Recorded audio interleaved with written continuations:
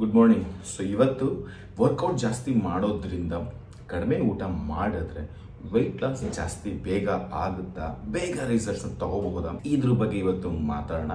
ಯಾಕಂದ್ರೆ ಇದು ತುಂಬಾ ಇಂಪಾರ್ಟೆಂಟ್ ಟಾಪಿಕ್. ಇವತ್ತಿನ ದಿನಗಳಲ್ಲಿ ಜಾಸ್ತಿ ಜನ ಇದನ್ನ adapt ಮಾಡ್ಕೊಂಡ್ಬಿಟ್ಟಿದ್ದಾರೆ.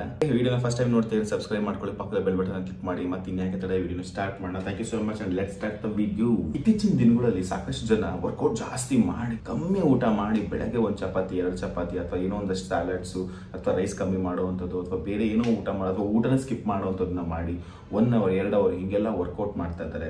Aerobics, Zumba, dance, yoga, ಮತ್ತೆ workout sessions, normal workout sessions, jumping jacks ಅಥವಾ ರನ್ನಿಂಗು, ಈ ಥರ ಏನೇನೋ ಮಾಡೋಕ್ಕೆ ಶುರು ಮಾಡಿಬಿಟ್ಟಿದ್ದಾರೆ. ಆ್ಯಕ್ಚುಲಿ ಇದೆಲ್ಲ ರೈಟ್ ಆರ್ ರಾಂಗ? ಸೊ ಇದು ಇವತ್ತಿನ ವಿಷಯ.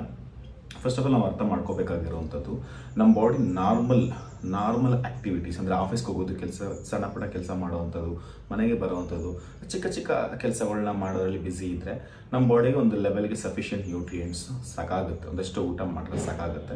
ನಾವು ಇಷ್ಟು ಊಟ ಮಾಡಿದ್ರೆ ಒಂದಿಷ್ಟು ನ್ಯೂಟ್ರಿಯೆಂಟ್ಸ್ ಸಿಗುತ್ತೆ ನಮ್ಮ ಬಾಡಿಗೆ, ನಾವು ಕೆಲಸ ಮಾಡೋ ಇದಕ್ಕೆ ಸಾಕಾಗುತ್ತೆ. ಈಗ ನಾವು ವರ್ಕೌಟ್ ಕೂಡ ಜಾಸ್ತಿ ಮಾಡ್ತಾ ಇದ್ದೀವಿ. ವರ್ಕೌಟ್ 1 ಅವರ್ 2 ಅವರ್ ವರ್ಕೌಟ್ ಕೂಡ ಜಾಸ್ತಿ ಮಾಡ್ತಿದ್ವಿ. ಈಗ ನಮ್ಮ ಬಾಡಿಗೆ ಜಾಸ್ತಿ ನ್ಯೂಟ್ರಿಯೆಂಟ್ಸ್ ಬೇಕು. ಅದರಲ್ಲಿ protein, calcium, vitamin B12, B complex, C, A, ಇದ್ರ ಇಷ್ಟೊಂದು ಬೇಕು. ಇವನ್ ಗುಡ್ ಫ್ಯಾಟ್ ಕೂಡ ಬೇಕು, ಇವನ್ ಪ್ರೋಟೀನ್, ಕಾರ್ಬೋಹೈಡ್ರೇಟ್ಸ್ ಕೂಡ ಬೇಕು. ಇದೆಲ್ಲ ಕೊಡೋದು ತುಂಬಾ ಅವಶ್ಯಕತೆ. ಜಾಸ್ತಿ ವರ್ಕೌಟ್ ಮಾಡಕ್ಕೆ ಸ್ಟಾರ್ಟ್ ಮಾಡಿದ್ರೆ ಜಾಸ್ತಿ ಬೇಕು. ಈಗ ನಾವು ಹೆಂಗೆ ಎಕ್ಸಲೇಷನ್ ಜಾಸ್ತಿ ಮಾಡಿದ್ರೆ ಗಾಡಿನಲ್ಲಿ ಅಥವಾ ಆಕ್ಸಿಲೇಟ್ ಪೆಡಲ್ ಜಾಸ್ತಿ ಮಾಡಿದಾಗ ಕಾರು, ಬೈಕ್ ಸ್ಪೀಡ್ ಆಗೋದಷ್ಟು ಫ್ಯೂಲ್ ಕನ್ಸಂಪ್ಷನ್ ಜಾಸ್ತಿ ಆಗಕ್ಕೆ ಶುರು ಆಗುತ್ತೆ. ಎಷ್ಟು ದೂರ ಹೋಗ್ತೀವೋ ಅಷ್ಟು ಫ್ಯೂಯಲ್ ಬೇಕೇ ಬೇಕು.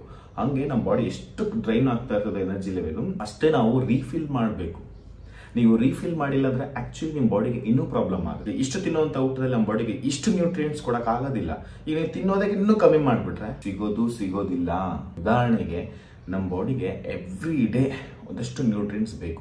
ಜನರಲ್ ಫಿಟ್ನೆಸ್ ನ ಮೇಂಟೈನ್ ಮಾಡಕ್ಕೆ 1 ಗ್ರಾಮ್ ತೂಕಕ್ಕೆ, ಅಂದ್ರೆ ನಾನು 80 kg ಇದೀನಿ ಅಂತ ಹೇಳಿದ್ರೆ 80 ಗ್ರಾಮ್ ಪ್ರೋಟೀನ್ ಇಟ್ಸ್ ರಿಕ್ವೈರ್ಮೆಂಟ್. ಈಗ ನಾನು ವರ್ಕೌಟ್ ಜಾಸ್ತಿ ಮಾಡಕ್ ಶುರು ಮಾಡಿದ್ಮೇಲೆ ನಮ್ಮ ಬಾಡಿ ಜಾಸ್ತಿ ಮಸಲ್ ವೇರ್ ಅಂಡ್ ಟೇರ್ ಆಗಕ್ಕೆ ಶುರು ಆಗುತ್ತೆ. ಅಟ್ಲೀಸ್ಟ್ 1.5-2 ಗ್ರಾಮ್ಸ್ ಅಷ್ಟು ಪ್ರೋಟೀನ್ ಕೊಡಕ್ಕೆ ಶುರು ಮಾಡಬೇಕು. ಈಗ ನಾವು ವರ್ಕೌಟ್ ಚೆನ್ನಾಗಿ ಮಾಡಿ ನಾವು ಪ್ರೋಟೀನೇ ಕೊಟ್ಟಿಲ್ಲ ಅಂತ ಹೇಳಿದ್ರೆ ನನ್ನ ಮಸಲ್ಸ್ ನಲ್ಲಿ ಸ್ಟೋರೇಜ್ ಆಗಿರುವಂತಹ ಪ್ರೋಟೀನ್ ತಗೊಳಕ್ಕೆ ಸ್ಟಾರ್ಟ್ ಮಾಡ್ಬಿಡುತ್ತೆ. ಅವಾಗ ಆಕ್ಚುಲಿ ಮಸಲ್ ಲಾಸ್ ಆಗುತ್ತೆ.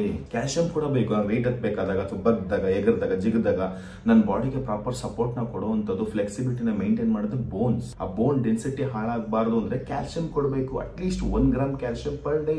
ಅದನ್ನು ಕೊಟ್ಟಿಲ್ಲ ಅಂತ ಹೇಳಿದ್ರೆ ನಮ್ಮ ಬಾಡಿನಲ್ಲಿ ಇರುವಂತಹ ಕ್ಯಾಲ್ಸಿಯಂ ಮೂಳೆಗಳು ಡೆಪಾಸಿಟ್ ಆಗಿರುತ್ತೆ, ಅಲ್ಲಿಂದ ತಗೊಳಕ್ಕೆ ಸ್ಟಾರ್ಟ್ ಮಾಡುತ್ತೆ. ಅವಾಗ ನಮ್ಮ ಮೂಳೆಗಳು ಇನ್ನೂ ಬಹಳ ಫಾಸ್ಟ್ ಆಗಿ ಡ್ಯಾಮೇಜ್ ಆಗಿ ಸ್ಟಾರ್ಟ್ ಆಗುತ್ತೆ.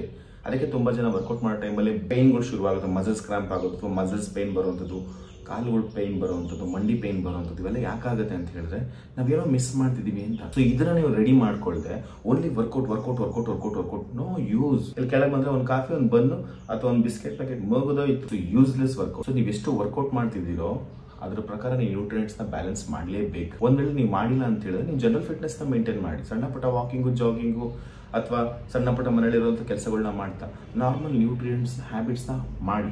ಇದು ಬೆಸ್ಟ್. ಇದನ್ನ ಹೊರತಾಗಿ ಜಾಸ್ತಿ ವರ್ಕೌಟ್ ಮಾಡಿದ್ರೆ ಸಣ್ಣ ಆಗ್ಬಿಡ್ತೀವಿ, ಅದು ಯಾವ ತಲೆ ತುಂಬೋದು ನನಗಂತೂ. ಜಾಸ್ತಿ ವರ್ಕೌಟ್ ಮಾಡಿದ್ರೆ ಆಕ್ಚುಲಿ ನಿಮ್ಮ ಬಾಡಿ ಇನ್ನೂ ಡೇಂಜರ್ ಝೋನ್ಗೆ ಹೋಗ್ತಾ ಇದೆ ಅಂತ ಅರ್ಥ. ನೀವು ಪ್ರಾಪರ್ ಊಟ ಮಾಡದೆ, ಪ್ರಾಪರ್ ನ್ಯೂಟ್ರಿಯೆಂಟ್ಸ್ ನ ಕೊಡದೆ ಓನ್ಲಿ ವರ್ಕೌಟ್ ನಲ್ಲಿ ಸಣ್ಣ ಆಗ್ತೀನಿ ಅಂದ್ರೆ ಒಂದ್ಸಲ ಯೋಚನೆ ಮಾಡಿ, ನೀವು ವರ್ಕೌಟ್ ನ ಬಿಟ್ಟಿದ್ದಕ್ಕೆ ನೀವು ದಪ್ಪ ಆಗಿದ್ದಿದ್ರೆ ನೀವು ವರ್ಕೌಟ್ ಮಾಡಿ ಸಣ್ಣ ಆಗ್ಬೋದು. ನೀವು ಹಂಗೆ ಮಾಡಿಲ್ವಲ್ಲ, ನೀವು ದಪ್ಪ ಆಗೋದಕ್ಕೆ ತುಂಬಾ ರೀಸನ್ಸ್ ಇರುತ್ತೆ. Unhealthy life style, unhealthy food habits, lazy body movements, ಈ ತರ ಎಷ್ಟೋ ರೀಸನ್ಸ್ಗಳು ಇರುತ್ತೆ ನೀವು ದಪ್ಪ ಆಗೋದಕ್ಕೆ ಕಾರಣಗಳು. ಅದನ್ನ ಹುಡುಕಿ ನೀವು ಅದನ್ನ ರೆಡಿ ಮಾಡ್ಕೋಬೇಕು. ಬರೀ ವರ್ಕೌಟ್ ಮಾಡ್ತೀನಿ ನೋ ಯೂಸ್. ನೀವು ಯಾವ ವರ್ಕೌಟ್ ಮಾಡ್ರು ಯೂಸ್ಲೆಸ್. ನೀವು ಇದನ್ನ ರೆಡಿ ಮಾಡ್ಕೊಳ್ದೆ ಇದನ್ನ ರೆಡಿ ಮಾಡ್ತಿದ್ರೆ ಅವರ್ ಫಸ್ಟ್ ಆಫ್ ಆಲ್ ಆಗೋದು. ನೀವು ನೋಡಿ, ಎಷ್ಟೇ ವರ್ಕೌಟ್ ಮಾಡಿ ನಿಮ್ಮ ಬಾಡಿ ಅಷ್ಟು ಚೆನ್ನಾಗಿ ಶೇಪಿಗೆ ಬರಲ್ಲ. ರೀಸನ್ 80% ನಿಂತಿರೋದು ನಮ್ದು ಫುಡ್ ಮೇಲೆ, 20% ಅಷ್ಟೇ ನೀವು ಏನೇ ವರ್ಕೌಟ್ ಮಾಡೋದು ನಿಮ್ಗೆ ಯೂಸ್ ಆಗೋದು. ಇನ್ನು 100% ರೆಸ್ಟ್ ಅಥವಾ ನಿಮ್ದು ಲೈಫ್ ಸ್ಟೈಲ್ ಎಲ್ಲ ಮ್ಯಾಟರ್ ಆಗುತ್ತೆ. ನಿದ್ರೆ ಮಾಡೋವಂಥದ್ದು, ನಿಮ್ದು ಸ್ಟ್ರೆಸ್ ಲೆವೆಲ್ ಹೆಂಗೆ ಮೇಂಟೈನ್ ಮಾಡ್ತೀರಾ, ಇದೆಲ್ಲ ನೆಕ್ಸ್ಟ್ ನಿಮ್ಮ ಕೆಟ್ಟ ಚಟಗಳು, ಇದೆಲ್ಲ ಮ್ಯಾಟರ್. ವಾಕಿಂಗ್ ಮಾಡಿದ್ರೆ ಸಣ್ಣ ಆಗ್ಬಿಡ್ತೀವಿ, ಜಾಗಿಂಗ್ ಮಾಡಿದ್ರೆ ಸಣ್ಣ ಆಗ್ಬಿಡ್ತೀವಿ. ನೀವು ಯಾವ ರೀತಿ ಸಣ್ಣ ಆಗ್ತೀರಿ ಯೋಚನೆ ಮಾಡಿ. ಊಟ ಕಮ್ಮಿ ಮಾಡಿದ್ರೆ ಸಣ್ಣ ಆಗ್ತೀರಾ, ನಿಜ ಇಲ್ಲ ಅಂತಲ್ಲ. ಬಟ್ ಅನ್ಹೆಲ್ತಿ ವೆಯ್ಟ್ ಲಾಸ್, ಆ ಥರ ನೀವು ವೆಯ್ಟ್ ಲಾಸ್ ಅಂದರೆ ಮತ್ತೆ ನಿಮ್ಮದು ವೆಯ್ಟ್ ಈಸಿಯಾಗಿ ಪುಟಾನ್ ಆಗುತ್ತೆ. ಮತ್ತೆ ತುಂಬ ಜನ ಇಂಟರ್ಮಿಟೆಂಟ್ ಫಾಸ್ಟಿಂಗ್ ಮಾಡ್ತಿದ್ರೆ, ಇಂಟರ್ಮಿಟೆಂಟ್ ಫಾಸ್ಟಿಂಗ್ ಗುಡ್, ಬಟ್ ನಿಮ್ಮ ಕೈ ಲೈಫ್ ಲಾಂಗ್ ಮಾಡೋಕ್ಕಾಗಲ್ಲ. ಮತ್ತೆ ನಿಮಗೆ ಲೋ ಎನರ್ಜಿ, ಸುಸ್ತು, ಆಯಾಸ ಬರೋದು ಚಾನ್ಸಸ್ ಜಾಸ್ತಿ ಇರುತ್ತೆ. ಮತ್ತೆ ಇದೆಲ್ಲರ ಕೈಲೂ ಸಾಧ್ಯ ಇರೋದಿಲ್ಲ. ಸ್ಪೆಷಲಿ ಇಂಡಿಯನ್ಸ್ಗೆ ಇದು ಸಾಧ್ಯನೇ ಇಲ್ಲ, ತುಂಬಾ ಕಷ್ಟ. ಈ ತರ ಅನ್ಹೆಲ್ತಿ ವೆಯ್ಟ್ ಲಾಸ್ ನಾವು ಮಾಡಿದೆ ಹೆಲ್ತಿಗೆ, ನಿಮ್ಮ ಮನೇಲಿ ಏನಿದೆ ಅದನ್ನೆಲ್ಲ ತಿನ್ಕೊಳ್ದೆ, ಯಾವ್ದು ಸ್ಟ್ರಿಕ್ಟ್ ಡಯಟ್ ಇಲ್ದೇನೆ ಈಸಿಯಾಗಿ ಹೆಲ್ತಿಗೆ ನಿಮಗೆ ವೆಯ್ಟ್ ಲಾಸ್ ಮಾಡೋಕ್ಕೆ ಸೀರಿಯಸ್ಲಿ ಇಂಟ್ರೆಸ್ಟ್ ಇತ್ತು ಅಂತ ಹೇಳಿದ್ರೆ ಏನು ಬೇಕೋ ತಿನ್ಬೋದು, ರೈಸ್ ತಿನ್ಬೋದು, ಚಪಾತಿ ತಿನ್ಬೋದು, ದೋಸೆ, ಇಡ್ಲಿ ಎಲ್ಲನೂ ತಿನ್ಕೊಂಡು ಮನೆಯಲ್ಲಿ ನಿಮ್ಗೆ ಇಷ್ಟಪಟ್ಟಿದ್ದೆಲ್ಲ ಮಾಡ್ಕೊಂಡು ತಿನ್ಕೊಳ್ತಾ ಹೆಲ್ತಿಗೆ ಟ್ರಾನ್ಸ್ಫಾರ್ಮೇಷನ್ ಹಾಕಿ ನಿಮ್ಗೆ ರೆಡಿ ಇತ್ತು ಅಂತ ಹೇಳಿದ್ರೆ ಪಿಂಗ್ ಮಾಡಿ, ನಿಮಗೆ ನಾನು ಹೆಲ್ಪ್ ಮಾಡ್ತೀನಿ. ಡಯಟ್ ಡಯಟ್ ಅಂದರೆ ಆ್ಯಕ್ಚುಲಿ ಚೆನ್ನಾಗಿ ತಿನ್ನಬೇಕು, ಒಳ್ಳೆ ಆಹಾರನ ತಿನ್ನೋದನ್ನ ಡಯಟ್ ಅಂತ ಕರೆಯೋದು. ಡಯಟ್ ಅಂದರೆ ಊಟನ ಬಿಡೋದಲ್ಲ. ಬಾಯ್ ಬಾಯ್.